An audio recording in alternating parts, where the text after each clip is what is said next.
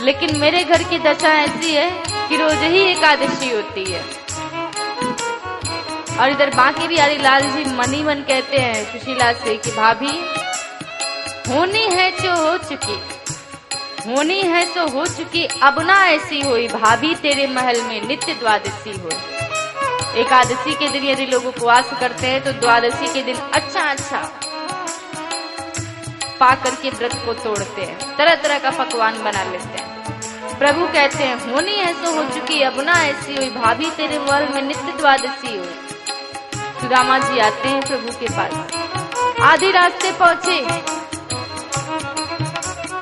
पैरों में लोटा वडोर अपने कांधे लटकाए, लोटा वडोर अपने कांधे लटकाए, तंदुल की पोटली बगल में दबाए, ओम ओम ओम हरि ओम श्याम श्याम श्याम राधे श्याम श्याम श्याम, लोटा वडोर अपने कांधे लटकाए, तंदुल की पोटली बगल में दबाए, जाते जाते पहुँचे गए सुदामा जी।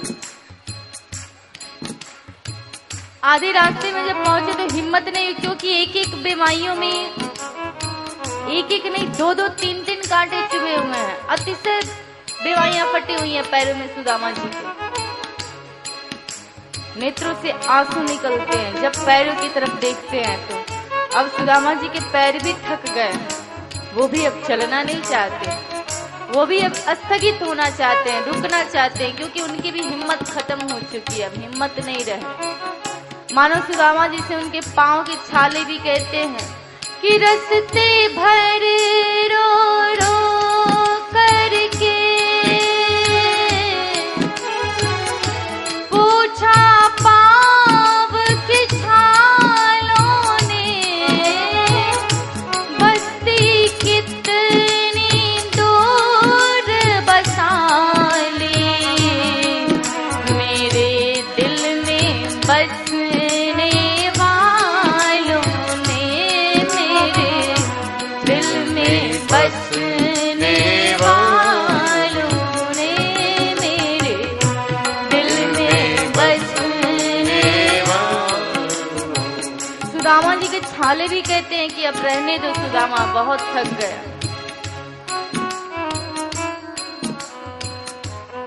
अब न चलाओ हमें, अब हमें शक्ति नहीं है। सुदामा जी को मूर्छा अवस्था आ जाती है, गिर जाते हैं। कृष्ण कृष्ण कहते हुए कृष्ण अब शक्ति नहीं है।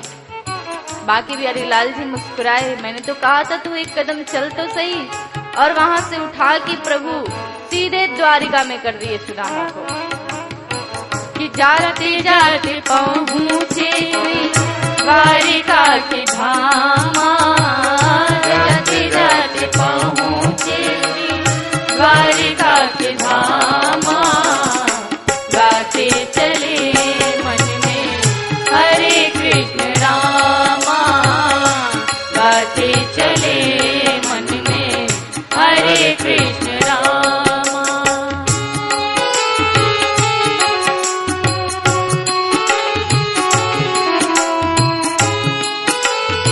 श्री राधे।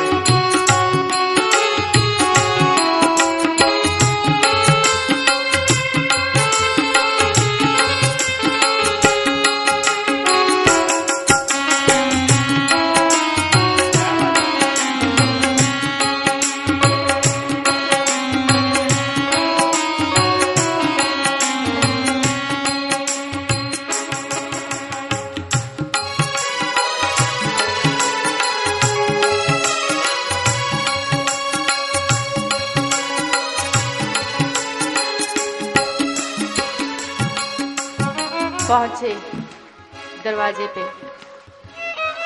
द्वारिका में जब सुदामा जी पहुंच गए, बार बार लगे इधर उधर देखने, समझ में नहीं आया कृष्ण मिलेगा कैसे। क्यों? क्योंकि जिससे भी कहते हैं कि जरा कन्हैया से मिला दो, कन्हैया से मिला दो, तो सुदामा जी की उस दशा को देख के सभी कहते हैं कि कुछ चाहिए तो हमसे ले लो, हम देने के लिए तैयार हैं। सुदामा जी कहते हैं नहीं, मैं कुछ लेने के लिए नहीं आया हूं,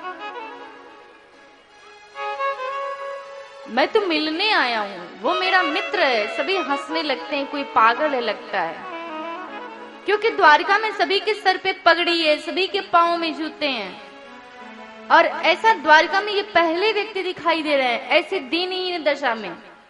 सभी कहते हैं लगता है कोई पागल ही, सुदामा ये कोई साधारण नहीं हो सकता, ये पागल ही है, साधारण मनुष्य ऐसे थोड़ी करेंगे। सभी कहते हैं कुछ चाहिए तो हमसे ले लो, कृष्ण का मित्र ऐसे थोड़े हो सकता है। कहते हैं सुदामा नहीं, हमें कृष्ण से मिला दो, कृष्ण हमारा मित्र है। दरवाजे पे खड़े खड़े ही नेत्रों से आंसू गिरते हैं।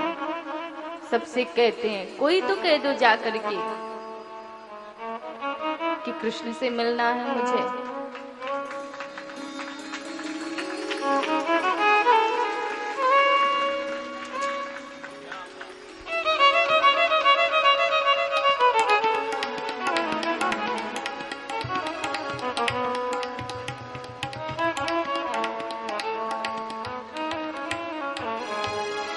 बार बार कहते हैं कोई कह दो कि कृष्ण से मिलना है, कृष्ण से मिलना है। दरवाजे पे खड़े रहते हैं, कोई सुनता नहीं है सुदामा जी की बात को। व्याकुल हो जाते हैं कि अब मेरा लौट जाना ही ठीक है, लगता है कृष्ण से मिल नहीं पाऊंगा मैं। प्रभु बड़ी परीक्षा लेते हैं, जब प्रभु से मिलने का समय आता है तो। मेरे पापों की हे प्रभु जी कभी पड़ताल ना करना, गुनाहों की सजा दे दो मगर मुंह फेरना मुझसे।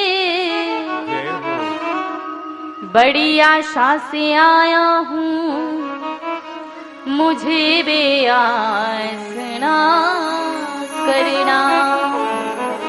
कहते हैं प्रभु ये सब द्वारिकावासी समझते हैं कि मेरे मन में लोभ है, लेकिन मेरे मन में लोभ नहीं है प्रभु।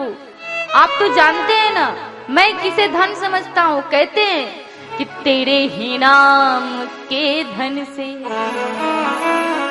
बना हूँ शहंशाह भगवन। तेरे ही नाम के धन से बना हूँ शहंशाह भगवन। निकल कर मेरे हृदय से मुझे कंगाल ना करना। निकल कर मेरे हृदय से मुझे कंगाल ना करना। कहते हैं मैं तुम्हारे नाम को सबसे बड़ा धन समझता हूँ। ये धन यदि मेरे हृदय से चला जाए तो ये सुदामा कंगाल हो जाएगा, लेकिन द्वारिका वासियों की नजर में सुदामा कंगाल है। मैं तो अपने आप को शहंशाह समझता हूँ, क्योंकि तुम्हारे नाम का धन है मेरे हृदय में, और तुम्हारी इच्छा नहीं मिलने की है तो कोई बात नहीं, मैं चला जाता हूँ। कन्हैया कहते हैं ऐसे कैसे छोड़ दूं। और तुरंत द्वारपाल आता है, पूछता है। बांके बिहारी लाल जी की कृपा होती है। द्वारपाल पूछता है कौन हो?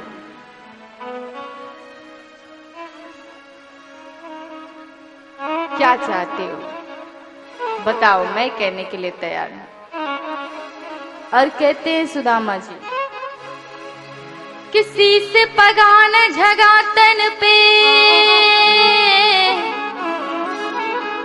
प्रभु जाने को आही बसे के ही गावा।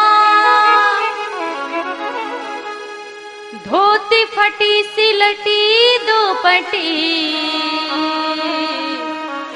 और पाय उपान को नहीं स्वामा। द्वार खड़ो द्विज दुर्बल सो रयो चकिसो वसुधाया भिरामा।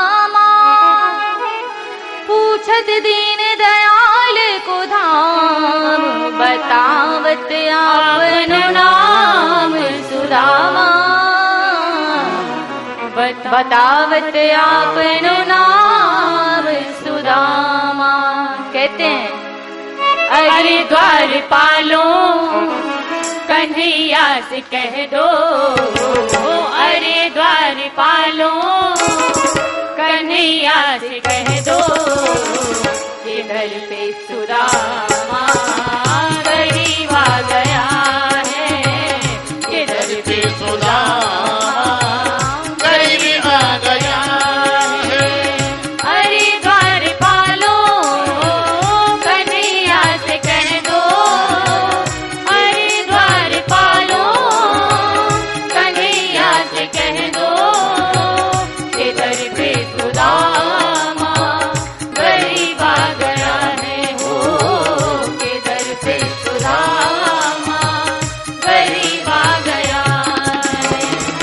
महलों में जाकर गरीबान बोला, महलों में जाकर गरीबान बोला कि द्वारे भिखारी अजीब आ गया है, कि द्वारे भिखारी अजीब आ गया है।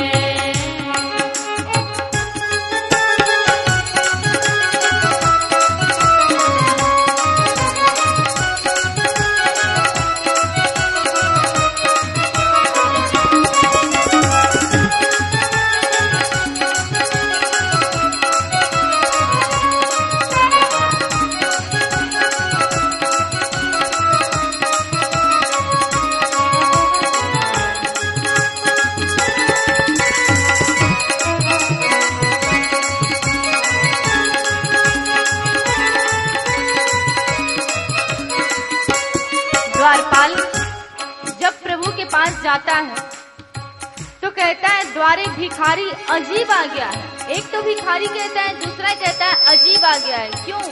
क्योंकि भिखारी भी आता है तो उसके सर पे पगड़ी होती है, पाँव में जूते होते हैं, उसके भी वस्त्र कुछ अच्छे होते हैं, लेकिन ये भिखारी तो अजीब है। प्रभु कहता है कि सिर पर न पगड़ी बदन पे न आगा, सिर पर न पगड़ी बदन पर न आगा, न पैरों में पद त्राण उसके दिखाते, हाँ न पैरों में पद त्राण उसके दिखाते, नहीं मानता कहता मोहन से कह दो, नहीं मानता कहता मोहन से कह दो, कि मिलने सखा पद नसीब आ गया है,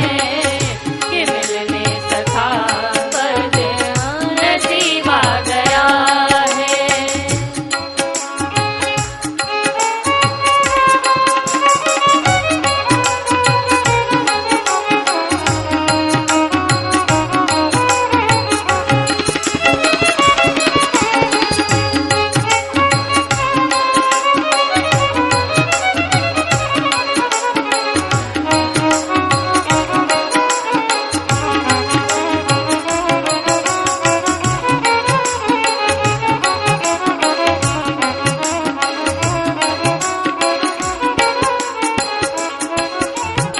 जाकर के दरबान बोलता है प्रभु वो मानता नहीं है, उसे बार बार कहता लौटने को तो भी नहीं लौटा, और 2-4 दिनों से वो घूम रहा है, बार बार कहता है कि आपका मित्र है, आपका मित्र है।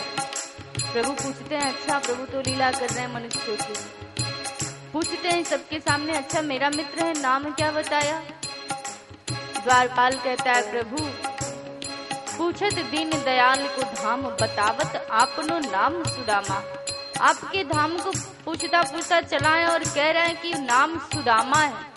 जैसे प्रभु सुने कि सुदामा, तुरंत प्रभु उठे अपने सिंहासन से, पीताम्बरी कहीं गिर रही है, मुकुट कहीं गिर रहा है, सारी रानियां देख रही है, अरे ये कौन आ गया कि प्रभु की ये दशा हो गई कि सुन कर उठे चाँद नंगे पगों से, सुन कर उठे चाँद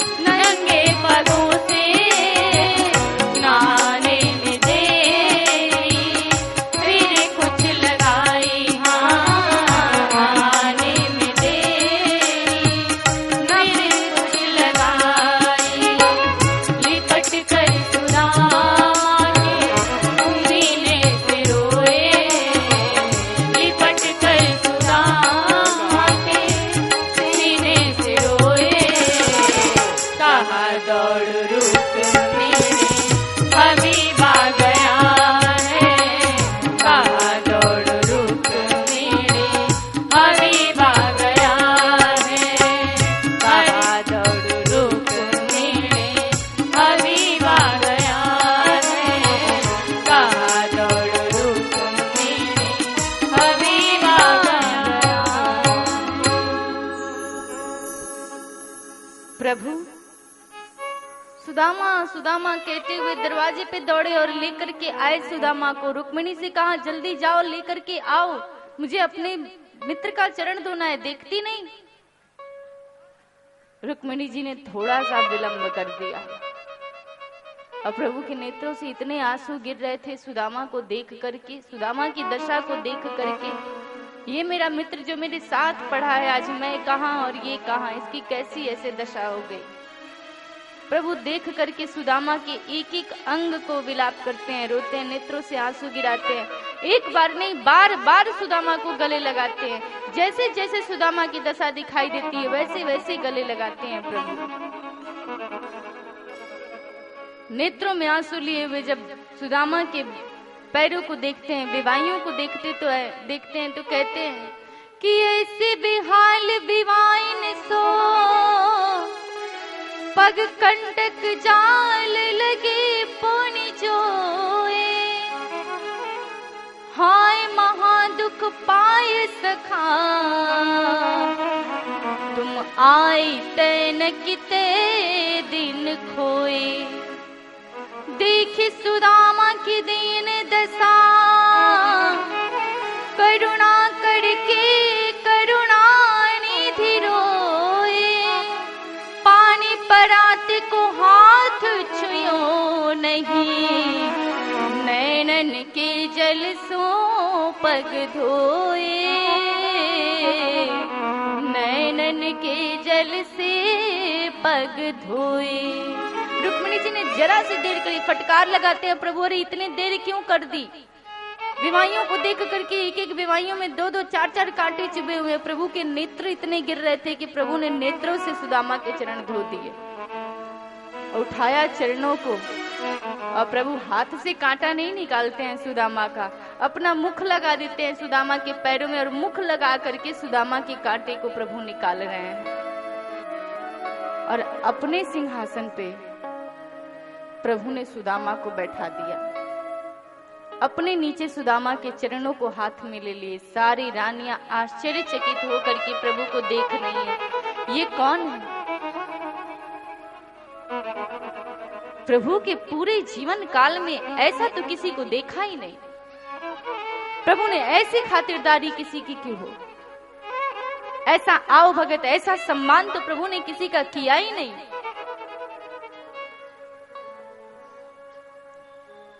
सुदामा को प्रभु अपनी पीताम्बरी उठाते और पीताम्बरी से पोंछते हैं, सुदामा के मुख को साफ करते हैं।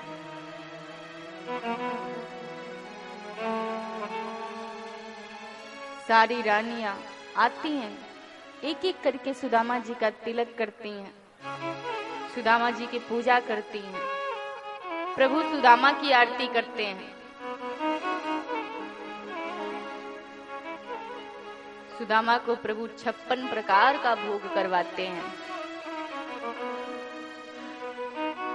और अपने विश्रामालय में लेकर के जाते हैं। प्रभु अपने विश्राम कक्ष में, अपने जहां प्रभु स्वयं सोते हैं,